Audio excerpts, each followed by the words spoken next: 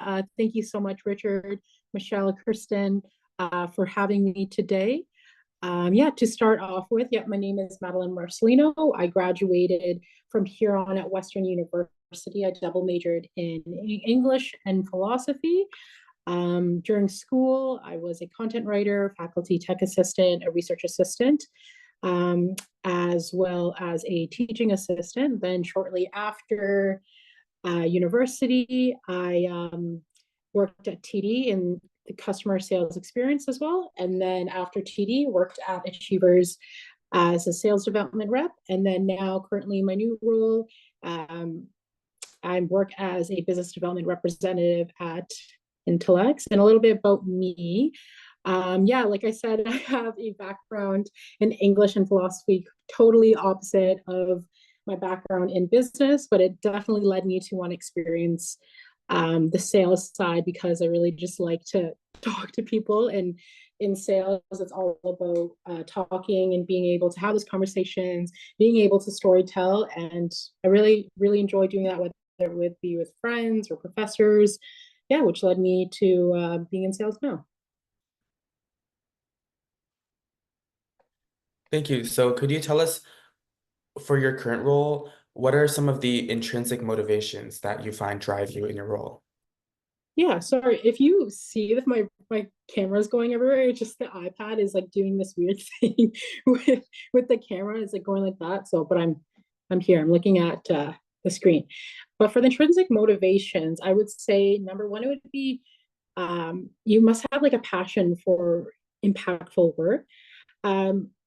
Essentially, your passion is driven by the desire to make a difference in the world, and Intellect's mission to help organizations improve their environmental, health, and safety practices appeals to those who want their work to have a positive societal and environmental impact.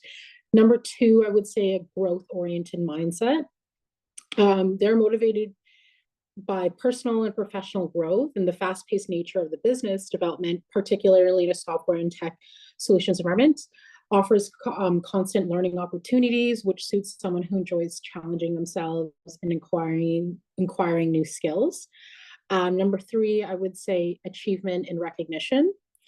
Success in this role is often tied to meeting sales targets and nurturing client relationships. So those motivated by measurable success and recognition will without a doubt thrive. And essentially, they enjoy the feeling of closing deals, building pipelines, and contributing to team goals. And moving on to the problem-solving styles, to demonstrate a unique problem-solving approach that aligns with the company's value. Number one, I would say you must be informative and solution-oriented. Rather than just pushing products, one must approach challenges by understanding clients' needs and providing tailored strategic solutions. And Intellex's platform is designed to optimize processes, improve compliance in industries like manufacturing, energy, and construction. So BDRs must be skilled in identifying specific pain points and showing how Intellex's mission can essentially address them. And number two, you must be creative and resourceful. Because business development often involves overcoming objections and navigating complex sales cycles. So to be successful in this role, one must need to be creative in their approach. They must bring their personality, your storytelling abilities, and be comfortable adapting strategies to fit different types of prospects and situations. And number three, you must have like a data-driven decision-making style. Given that Intellex is a tech-driven company, BDRs who can leverage data in analytics to make informed decisions will be more effective. They should be able to use customer insights, customer relationship management tools, and performance metrics to continuously improve outreach strategies and think outside the box of how to book essentially more meetings and build rapport with clients. And finally, moving over to the lifestyle environment fit. Number one, I would say Intellex is a collaborative culture. Intellex fosters teamwork in a supportive environment where sales teams work closely with marketing, product and customer success teams, and BDRs who value communication and cross-functional collaboration will find the environment stimulating, but for sure rewarding to learn and grow from each other. And number two, autonomy and accountability. While working in a team, BDRs are often expected to work independently. That being said, to prospect and engage and nurture leads, for this role, it's super important to take ownership of your own work and manage your time effectively and meet your deadlines, as well as being 100% transparent with your team lead or your manager or your colleagues, whether it being you're struggling, you have to express that and not wait till the last second that's saying, hey, I'm struggling. Or even if you did excel well in a meeting, maybe within that meeting, you wanted to go over your talk track a little bit more with your manager to be like, hey, I think there could be room for improvement. So taking that accountability and to be fully transparent and communicative with your team manager is super important. And number three, adaptability and resilience. Sales in the environmental, health, safety, and quality software space can be challenging due to the long sales cycles and high-level decision-making processes. However, this can without a doubt be combated through resilience and your adaptability and willingness to embrace the change that comes along with the rapidly evolving industry. And Richard, I think you touched on core values. Am I correct there? Yep, core values is one of the five. Yes, core values as well. So number one, I would say integrity. So integrity, like Intellex places a high value on ethical behavior and transparency, particularly when building relationships with your clients and as well as people that you're working with. And BDRs who value honesty and trustworthiness in both internal and external interactions will without a doubt excel. And number two, customer focus. The company's success is built on helping clients achieve operational excellence through environmental health, safety, and quality management. And if you genuinely care about solving customer problems and believe in the product that you're selling, it won't just win over customers, but you'll win for yourself by trusting and having a passion for the company's core mission. And number three, I would say innovation. Intellex is a tech-driven company, so individuals who are excited about innovation, staying at the forefront of technology and exploring all new different applications and exploring new ways to improve systems will for sure thrive in this landscape here. And lastly, for core values, sustainability. Given Intellex's focus on environmental and social governance, BDRs who value sustainability and want to contribute to long-term positive environmental and health outcomes will resonate with the company's overall mission. So I know that was a lot, so please jump in, whoever, if you have any questions or comments or want more clarity about anything.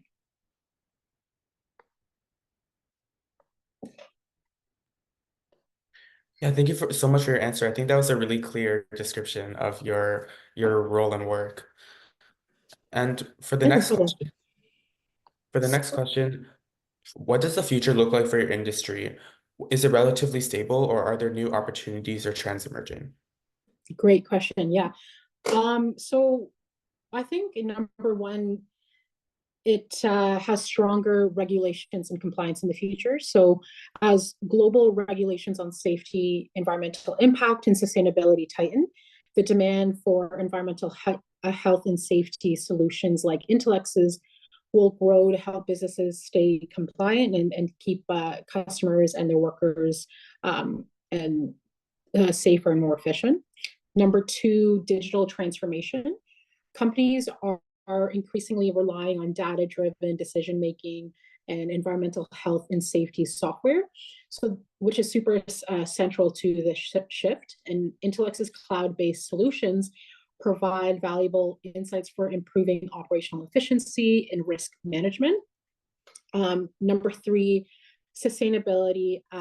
and corporate social responsibility. With a growing emphasis on sustainability, businesses need tools to track and report their environmental impact. And Intellex helps companies meet both compliance and your corporate social responsibility goals.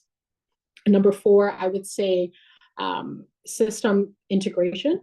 The trend towards integrating environmental health and safety software with other core business systems, such as an enterprise resource planning, offers more holistic risk management solutions, creating new opportunities for growth. And number five, employee safety and well-being. Post-pandemic, businesses are focusing more on employee health and safety, which is there's increasing demand for robust safety and management solutions that you'll see even right now and for the future.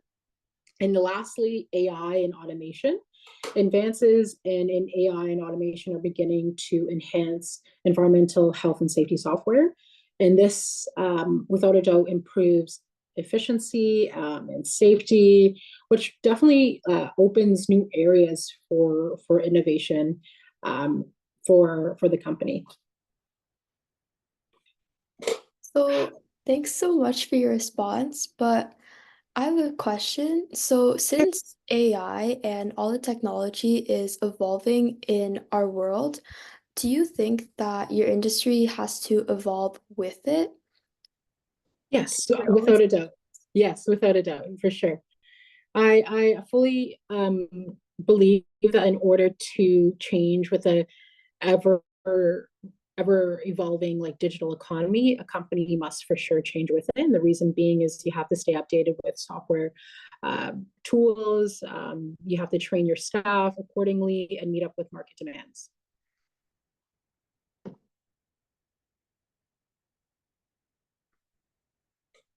Good question. Does anyone else have any other questions? So for my next question, this question it has multiple parts. First, how did you get to where you are today since high school? And in high school, what career were you originally planning to pursue? And if your career path has changed since then, what did you learn most that has guided you? Yeah, so how I got to where I am today since high school. So after high school, as I mentioned, I went to Huron at Western University. Um, and I had a passion for English and philosophy because I really like to deal with complex theories, and I like to read, and I like to collaborate with peers. And that was all about like English and presenting. And I found that I wanted to transition to do more of a customer focused role, such as sales. So I can literally talk to clients and for your job, which was a big shift because I wasn't sure where to go. It wasn't as linear. I'm sure some of you may feel that way, and totally I guess understandably so, with choosing a university or a college, or even choosing not to. It's challenging, but I made that shift literally because of what I like to do, of what like and where I want to excel, I guess, in like a professional setting there. And how I got to where I was today is literally just being able to build rapport and build a brand for yourself. What I mean by that is put your name out there, and reach out to companies, whether it be doing a cold email, like how I got my positions in university. I would message my professors and be like, hey, I have your class, and let's say English 101, really enjoyed it, I was wondering if something like that. Really just putting your name out there, putting your name out there, and then doing, like, I don't know, a Zoom call, putting a face to your name, so you're interested and respect their work. And it leads to other networking opportunities and career opportunities when you meet, I don't know, so many other people, like a Bob and a Joe, and it opens doors to other possibilities and avenues of where you want to go, essentially leading me up to wanting to do sales, basically. Yeah, thank you so much for your answer. Just to add on to that, could you tell us a bit more about your journey networking and how it's really helped you? Yeah. So networking, like you hear in TED Talks or in school, even today in this career panel, networking is very important. In high school, I didn't really know much about it, and even in university, especially during COVID, it feels, not gonna lie, uncomfortable and awkward to be like to talk to people, but really to do the small things every now and then, maybe to join a club, maybe with your friend in high school, and put your name out there and talk to teachers. Don't be afraid to talk to teachers, because till this day I have my teachers on, not gonna lie, Facebook and Instagram. We even from high school we talk and they help me, and they're the people who really want to see you excel. And your teachers, I think they're the go to, honestly, if you need help. That being said, to build those habits now, reaching out for help, whether it be with your friends, or teachers, and then building that and doing that in university is also a key, whether it being seeking for opportunities, job opportunities, or seeking out for clarification on a project. When you're super eager and curious with asking questions, it literally does pave the way of having a big range of a network of people to just talk to, being like, I think, this person, because you like storytelling, this prof you can work with. Or it could just lead to, you don't know who you talk to, basically lead to all sorts of people guiding you of, I think this resonates with you, why don't you email so and so. So really just putting your name out there and being really curious, and not waiting for someone to be like, hey, do you need help? Really doing that and taking that accountability initiative yourself is really key to start now, for sure, which I'm not gonna lie, didn't really have in high school. And I had to figure that out during university. Yeah, thank you. That's great advice. And that ties into my next question. What advice would you give to high school students looking to choose a career? Choosing a career in sales.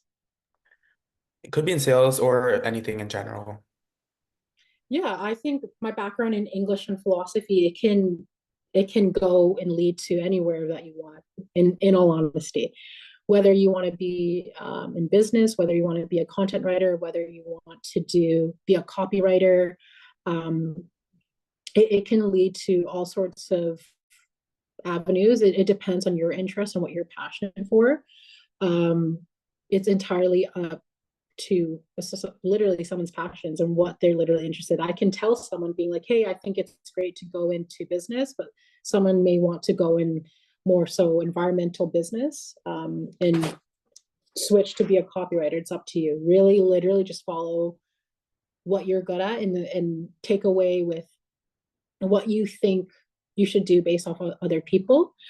I think it literally just follow you, what you want and what you want out of your life, and how you want your career to go. It's so easy to get caught up of what he said, she said on TikTok or social media or what have you be, but it's really just following what you want, because no one else is going to do it or but yourself.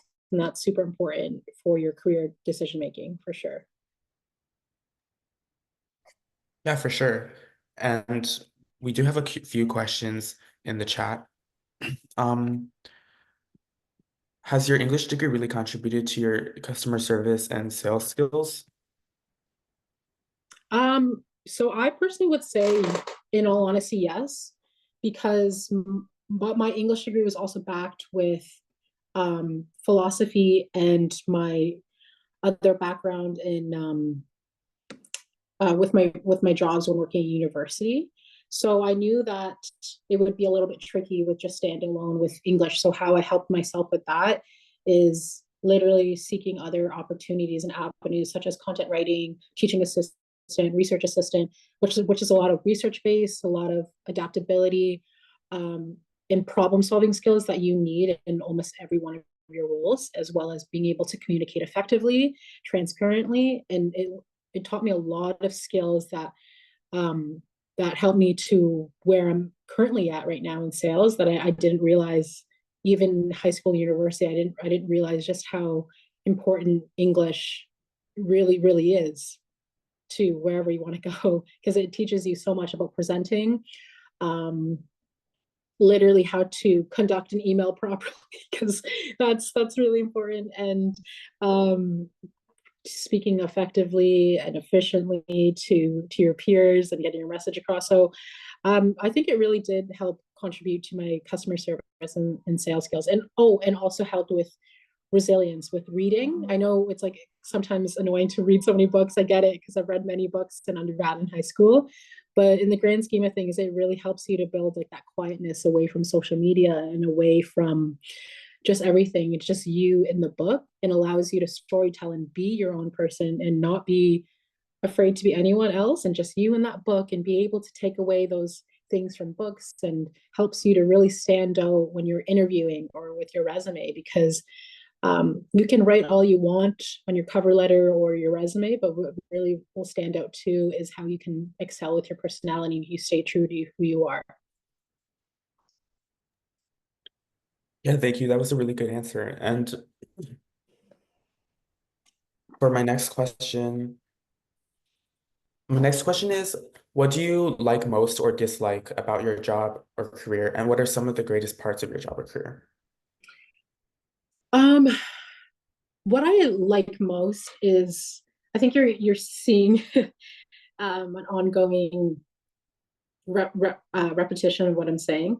What I really like is the fact that I get to talk to people for my job, but that's easier said than done. When you talk to people, you have to be um, very very strategic of how you curate your sentences, your sentence structures, to create like a compelling case as to why you should book a meeting, or as to why you should get them more intrigued and curious of as to why intellects will solve the company's issues that they don't want to admit that they have issues, because no one wants to admit that they're struggling, and rightfully so, especially companies. But it's how you create such your compelling case of, like, maybe you're building um, rapport through LinkedIn and being active on LinkedIn, and then you're mass email threading and you spoke to different people within the companies, like saying, I talked to Richard, Michelle, and Kirsten about so and so operations in your company. Is this true? And then talking to someone who is a decision maker, being like, I talked to these three people, this is what's happening, I think we should go on to proceed to book a meeting. It's really cultivating a persuasive like script, which is also what I like, because you're literally talking to people of how we can help you solve your issues, not just to sell a product to sell a product. It's something that you're actually passionate for, that can provide people with like safety, and to provide like literal like help within their organization, which is really cool. And I think, I wouldn't say it's a dislike, but more so obviously the objection part no one likes when you're doing cold calls. People are like, what do you want? It's Friday. Like, no one wants a cold call. No one, like, I'm sure most of you had a cold call about, hey, I have $500 to give you. And like, it's fake. I get it. But like, it's not, no one really likes it, but you have to do it. And sometimes you don't really know what you're going to get in the phone, but you keep going. Yeah, that was really insightful. Thank you. And I'm wondering if there's any particular moment or time in your career where you had perhaps something to sell and then you were able to do it successfully and it was really rewarding. Yeah. So at when working at Achievers, I was actually like struggling a lot to book a meeting, because that's what's inevitably going to happen on your day to day, whether it being in high school, university, or your full-time job. You're going to struggle, and that's okay to admit, and that's okay to admit to when to reach out instead of waiting for the last second to be like, I need help, whether it be whatever it is. And it was hard to admit, and so I just asked my manager, being like, hey, this is what's going on, these are the three things I need from you, um, and I want to ensure I literally book a meeting so I hit my targets. And unfortunately, in September, at the beginning of September, I got COVID again for like the third time. Terrible, I know. Like, and so for that week, I was working every day from like 7 a.m. to probably 7 p.m., but I was remote. And it was a challenge because I was suffering with such a big fever, and how I overcame it was literally just I was able to manage two successful booked back-to-back meetings, even being like sick and and everything.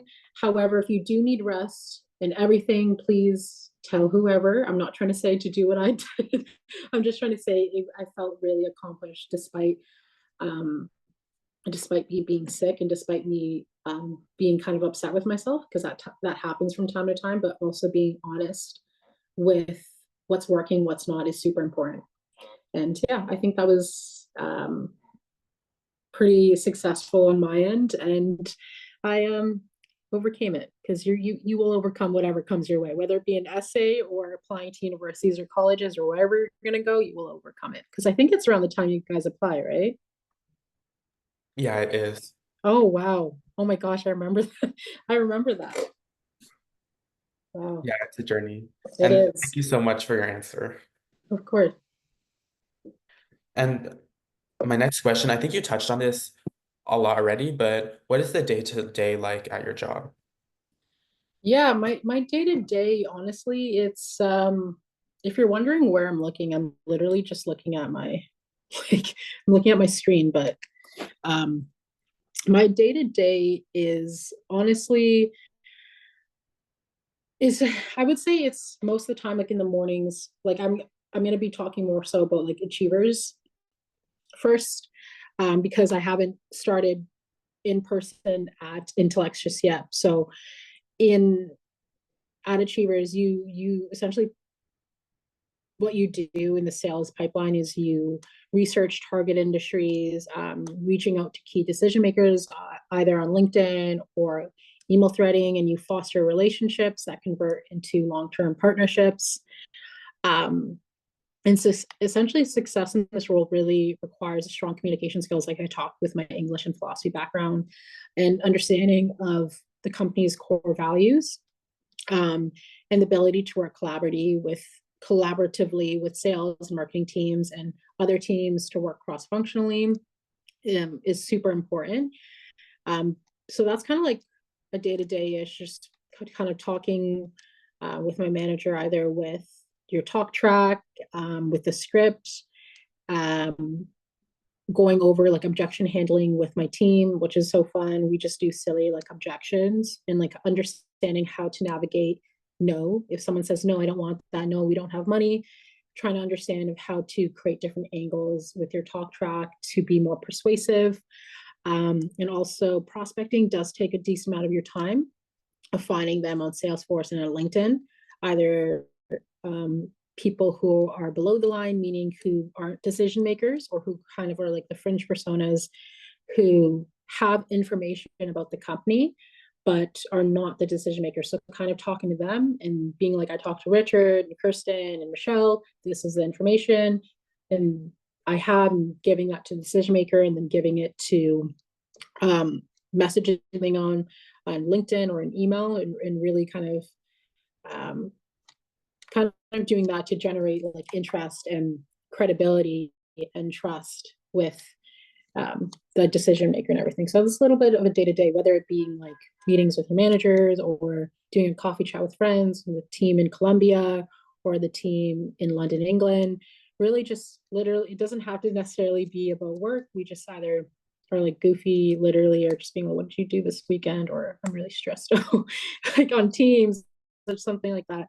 So that's kind of like a day to day. That's it's like a jagged day to day, but that's a little bit. Yeah, that's really interesting. Thank you. And I believe you also touched on this a bit, but what is the culture like within your profession? Yeah, the culture is super encouraging. It's a supportive environment. Given that I just got this job really recently at Intellex, I received transparency from the beginning, encouragement, and the opportunity to be trained, which helps me to learn and quickly grow into this role and understand how to be more effective. Um, is was really important for me as a sort of supportive environment, and to work collaboratively with other teammates. And I like how there's a competitive piece, because I played on the Western team. I played varsity frisbee And then I did competitive frisbee and played a bunch of other sports in high school and throughout university. So I do have that like teamwork, competitive side, which is also super key in sales, which in a way I kind of like. Um, and I like the innovation piece of how I'm exposed to so many different software, all like the that I have to figure out how to use, although stressful at times. It's kind of fun and figuring out different innovative ways to tackle an issue. I like the work-life balance of working both from home and working in the office. And I really like the opportunity for career growth. Of course, it depends on your own performance, but everyone, I'm positive, within your organization would want to help you succeed, and you should want that for yourself instead of waiting for other people to say good job. Well, it's nice to hear, but you should want to build a brand for yourself. Building a brand for yourself is super important, and why I say that is like to have a group of people, whether it be friends or your colleagues, to help support your performance both in school and within your job is super important to essentially move up in the organization, which I also like that career growth there. Yeah, for sure. Thank you. And a related question in the chat, what do you consider some green flags in a new job? Who said that? That's funny. A green flag. I just have a question for you, someone who mentioned that. What do you consider some green flags in a new job? Like what specifically is the industry?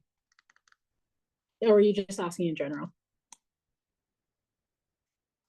Okay. Depending on this person's answer, in general, but also your industry. Okay, so I think in general is literally just the transparency. I'm really big on a manager or a team to help you succeed and everything. So that's super important. How you kind of figure that out, you can ask questions in the interview, asking something lines like, what does accountability mean to you? And from there, you can kind of get an understanding of what their company and their culture is like and where their headspace is at and how much kind of pressure they'll put on you by kind of their answer without them straight up asking, like, are you going to put pressure on me? Like, that's a little bit of an intense question, but if you curate the sentence a little bit differently to be more curious of what you want for yourself, you kind of identify some green flags of like, I don't know, how do you approach, or for instance, like what are certain tools or skills that you can help new hires to excel in this role? Like so you'll understand what they'll help you with. So you understand as well what you can provide to them. Being able to get an understanding of what their company culture without directly, obviously, like I said, straight up answering what it's like. So being more inquisitive and curious is about the company culture is a green flag. And if they kind of are saying like, well, it's super fast paced and we do a few team meetings every once a year, then that's a big red flag. But if they're like, you know what, we will provide you with the tools, resources we need for you to excel because we really want you to excel. Here's the tools and resources. And we do so-and-so one-on-one training, we do and that's a green flag. Where if they really want you to hone in on your own personal development as well as your career development, that's a green flag. If they just want you to do, I don't know, just start tomorrow without really understanding a little bit more about you, because you're going to be at your job from 9 to 5 or however it is. If it's from, I don't know, 1 to 6, and if they don't really provide you with, like everyone so desperately should have, is respect and kindness and everything. If you're getting, and trust your instincts as well. If you're not really feeling that, then I would say that's kind of a red flag. But if they can answer those things about the company culture, and if it fits well with you, that's for sure a green flag. Yes, of course. Thank you so much for your answer. And we are approaching the end of our time. So if anyone has any additional questions, make sure to type them in the chat. Madeleine, is there anything you'd like to add on? No, but if anyone has any questions, I know it must have been a lot for you to listen to. If you zoned out, I totally get it. Please don't be afraid to ask me questions, or if you have anything, you can for sure message me on LinkedIn. Just find my name on LinkedIn. You can for sure just give me a shout out with whatever, if you need advice for upcoming university or college decisions or whatever. I would love to help, because I would do that for students as a research assistant and all that in undergrad. So if you need advice or whatever, please don't be afraid to reach out, as well as reach out to your peers or your teachers or your family members for help as well, if you with your decision making processes as you go along with wherever you guys are going.